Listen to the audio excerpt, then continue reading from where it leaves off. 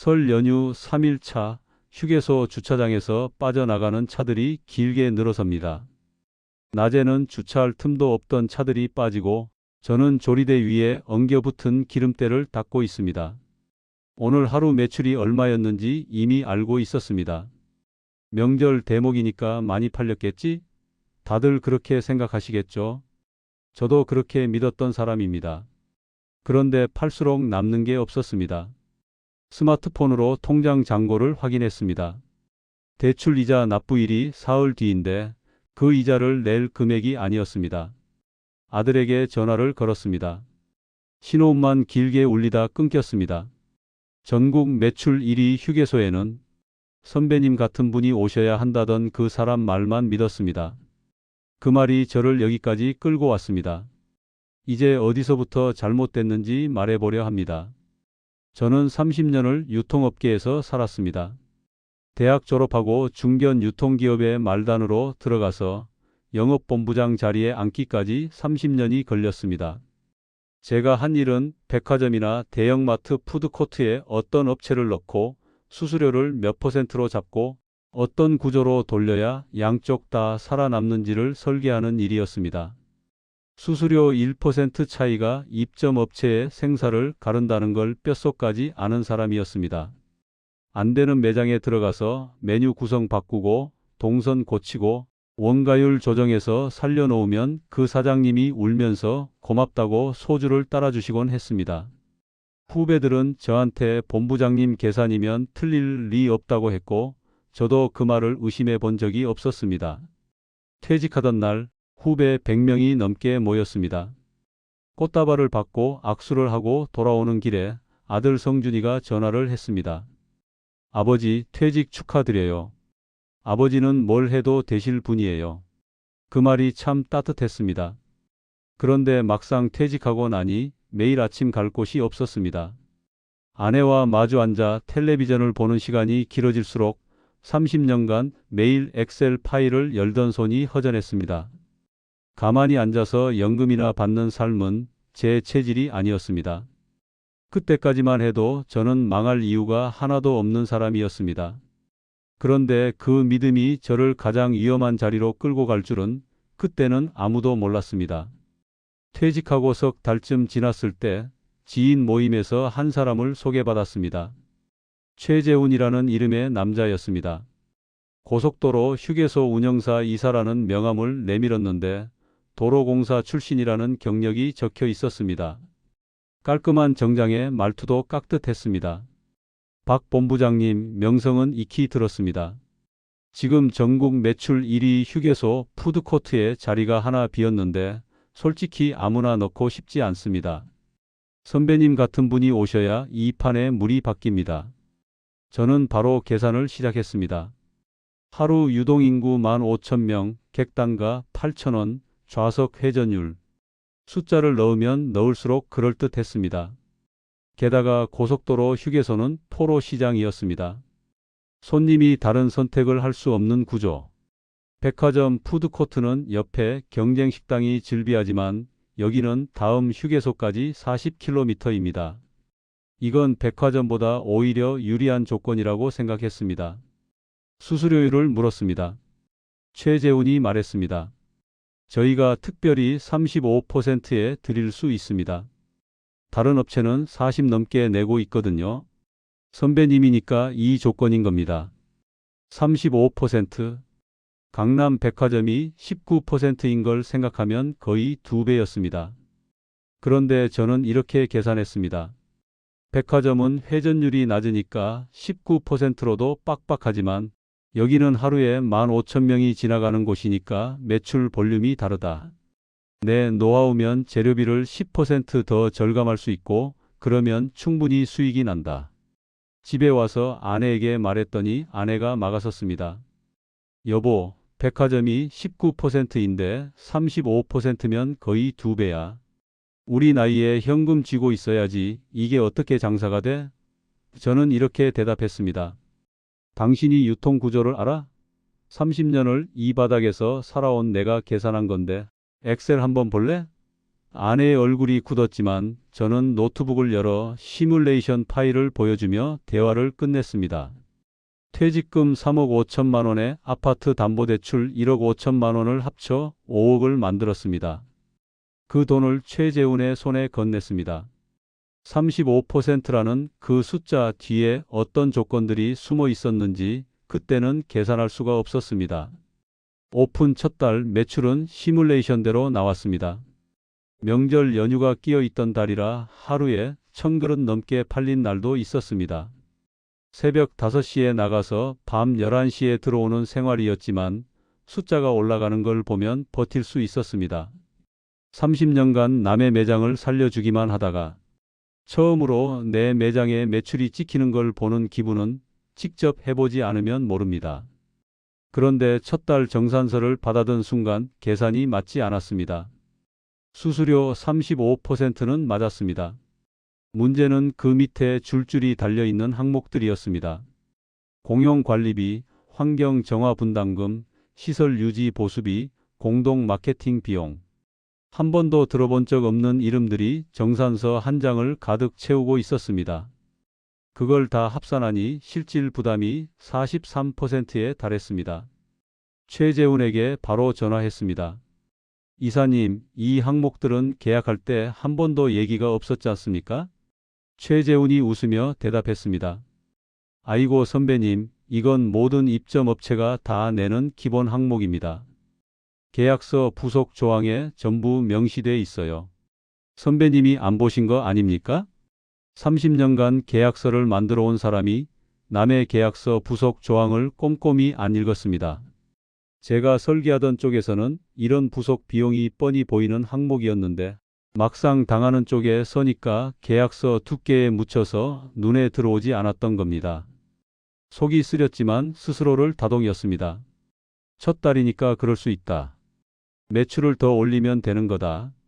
30년 경력이 이 정도에 무너질 리 없다. 그 무렵 아들 성준이한테서 연락이 왔습니다. 아버지, 저도 사업이라는 걸 배워보고 싶어요. 매장 운영 좀 도와드릴게요. 솔직히 그 말이 얼마나 고마웠는지 모릅니다. 아들에게 물려줄 사업이 생겼다고 생각했습니다. 이 매장을 안정시켜 놓으면 성준이가 이어받을 수 있겠다.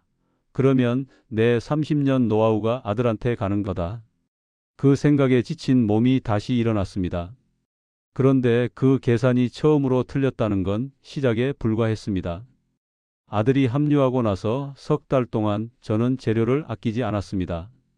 30년간 입점업체들한테 품질을 올려야 회전율이 따라온다고 가르치던 사람이었으니까 내 매장에서 그 반대를 할 수는 없었습니다. 국산 돼지고기를 쓰고 육수를 매일 새로 끓이고 반찬 가짓수를 줄이지 않았습니다. 입소문이 조금씩 나기 시작했습니다. 화물차 기사님들 사이에서 그 휴게소 국밥집은 다르다는 말이 돌았습니다.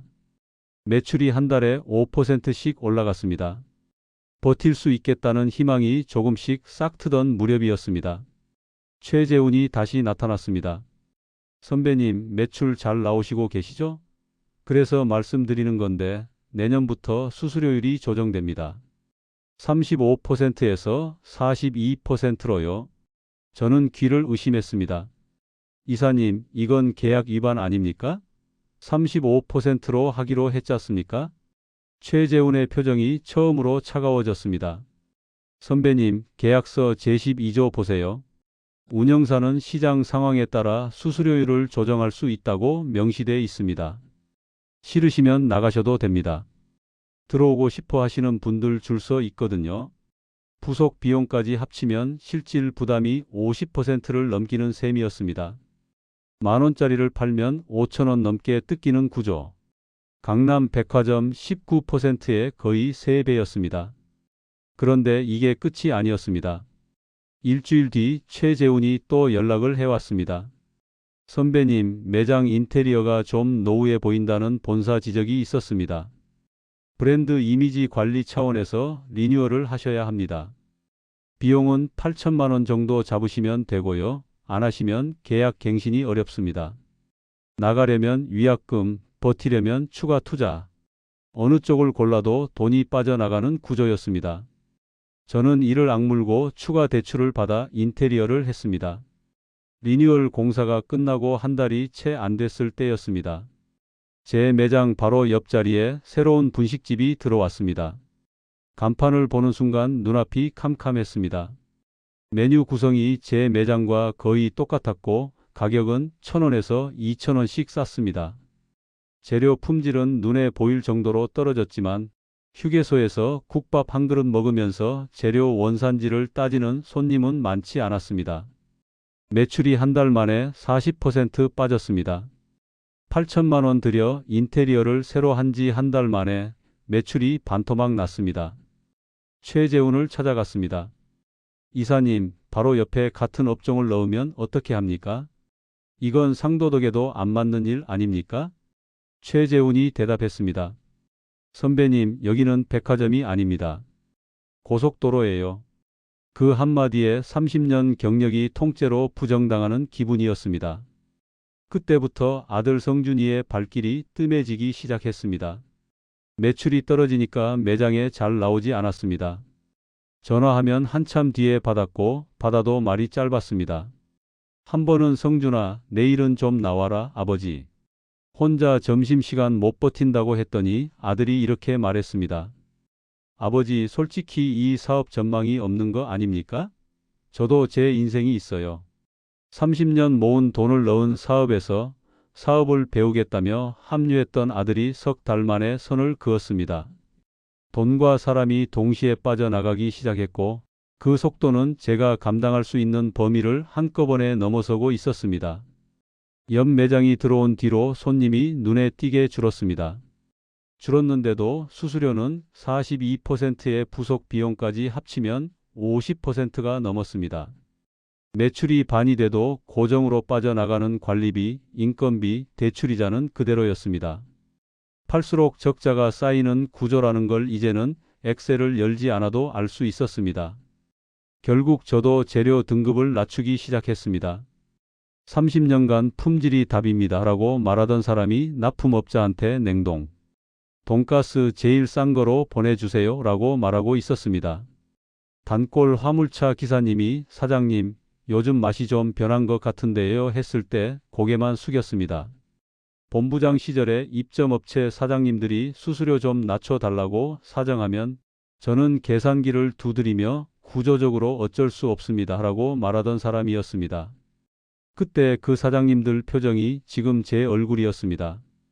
대출 이자가 석 달째 밀렸습니다. 아내가 말했습니다. 내가 뭐라고 했어? 할 말이 없었습니다. 그런데 결정타는 아들에게서 왔습니다. 어느 저녁 성준이한테서 전화가 걸려왔습니다. 미안해하는 톤이 아니었습니다. 짜증이 섞여 있었습니다.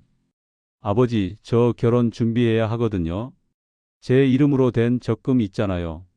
그거 제가 빼 쓸게요. 저는 말했습니다. 성준아, 그건 아버지가 20년 동안 넣은 거다. 지금 이 상황을 알면서 그런 말을 하는 거냐? 아들이 한숨을 쉬더니 말했습니다. 아버지, 솔직히 그 돈 어차피 가게 적자 메우는데 쓰실 거잖아요. 제가 먼저 빼서 쓸모 있는데 쓰는 게 낫죠. 당당했습니다. 미안함이 아니라 계산이었습니다. 제가 30년간 해온 것처럼 아들도 계산을 하고 있었습니다. 다만 그 계산에 아버지는 포함되어 있지 않았습니다. 매장을 접기로 했습니다.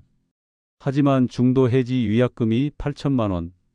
들어올 때는 제 의지였지만 나가는 건 제 의지로 되지 않았습니다. 되돌릴 수 없었습니다. 위약금을 물고 나왔습니다. 5억을 넣어서 회수한 것은 700만 원짜리 중고 주방기기뿐이었습니다. 지금은 동네 식자재 마트에서 새벽 배송 아르바이트를 하고 있습니다. 아내만 옆에 남았습니다. 아무 말 없이 새벽마다 현관에 작업복을 꺼내 놓는 아내한테 미안하다는 말밖에 할 수 있는 게 없습니다. 아들과는 적금을 빼간 뒤로 연락이 끊겼습니다. 제가 나간 자리에는 새로운 업체가 이미 들어갔다고 합니다. 그 구조는 사람을 갈아 넣어야 돌아가는 기계였고 저는 그 기계에서 갈려 나온 사람 중 하나였을 뿐이었습니다. 명절이 되면 뉴스에서 휴게소가 인파로 붐비는 장면이 나옵니다. 그 화면 속 푸드코트 어딘가에서 지금도 누군가가 정산서를 들여다보고 있을 겁니다.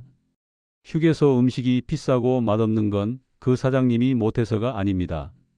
살아남으려고 발버둥 치다 보니 그렇게 된 겁니다. 부디 제 이야기를 반면교사 삼으세요.